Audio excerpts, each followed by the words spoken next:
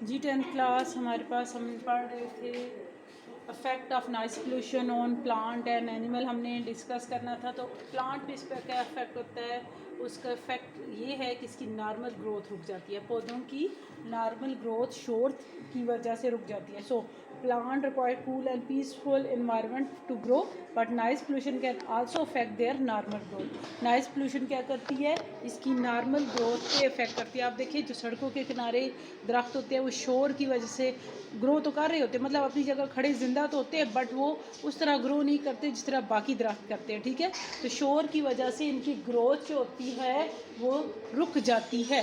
ठीक, उसके बाद है ऑन बिल्डिंग एंड ब्रिज पे क्या इफेक्ट होता है। ठीक है, ये इन्हें डेंजर कंडीशन में ले आती है। शोर की वजह से जो बड़े बड़े पुल होते हैं, बिल्डिंग होती है, उन पे क्रैक पड़ जाते हैं, उनमें दरारें पड़ जाती हैं।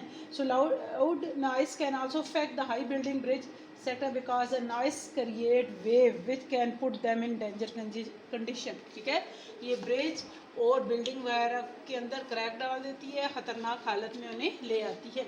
उसके बाद 10 क्लास लास्ट इसी के साथ रिलेटेड है सेफ लेवल ऑफ साउंड। आवाज़ का सेफ लेवल क्या होता है, मतलब कितनी हद तक आवाज़ जो है वो सेफ़ रहती है आपके लिए। ठीक है, तो ये डिपेंड किस पे करती है, the level volume of noise, शोर का वॉल्यूम कितना है। अंडरस्टैंड, इसकी ये डिपेंडेंस क्या है, ये किस पे सेफ लेवल, मतलब आपके पास ये जो साउंड लेवल है वो कितनी हद तक आपके पास सेव रहता है।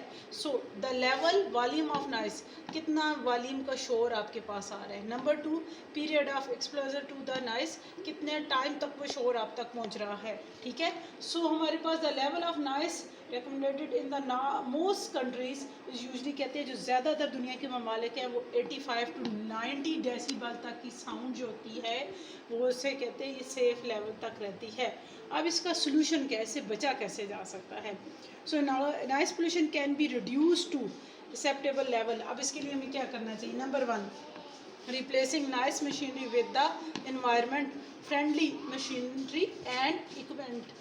अब हमारे पास क्या करना चाहिए, हमने वो मशीनें जो शोर पैदा करती हैं, वो आलात जो शोर पैदा कर रहे होते हैं उनको रिप्लेस कर दें उन मशीनों में जिनका शोर कम हो। ठीक है, उसके बाद पुटिंग साउंड रिड्यूसिंग बैरियर, ऐसे बैरियर ऐसी मशीनें इस्तेमाल करें जो साउंड को रिड्यूस करें, जो साउंड को कम कर रही है, मतलब साउंड ऑब्जर्विंग मटीरियल इस्तेमाल करना चाहिए। ठीक, जो आप नेक्स्ट टॉपिक में इंशाल्लाह डिस्कस करेंगे।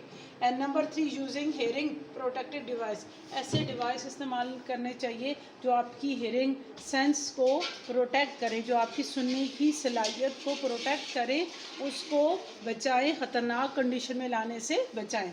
तो ये था आज का आपका लेक्चर जिसमें हमने पढ़ा था musical sound and noise pollution का एक डिटेल लॉन्ग टॉपिक जो अक्सर आपके पास किस में आता है, लॉन्ग क्वेश्चन में आता है। तो ये आज का आपका लेक्चर था। Okay, understand, good bye.